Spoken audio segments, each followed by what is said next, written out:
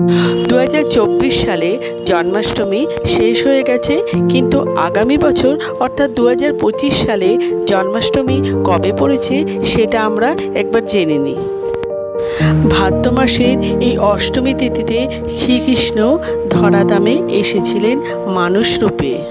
শ্রীকৃষ্ণের এই জন্মাষ্টমী পালিত হয় গোটা বিশ্ব জুড়ে, বিশেষ করে মথুরা ধাম, বৃন্দাবন ধাম, মায়াপুর ধাম, নবদ্বীপ ধাম, ইস্কন ধামেও পুজো হয়ে থাকে।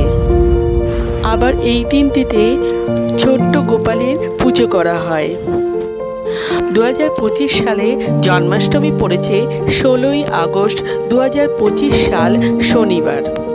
জন্মাষ্টমীর অষ্টমী তিথি থাকছে 15ই আগস্ট রাত 11:49 থেকে 16ই আগস্ট রাত 9:34 পর্যন্ত।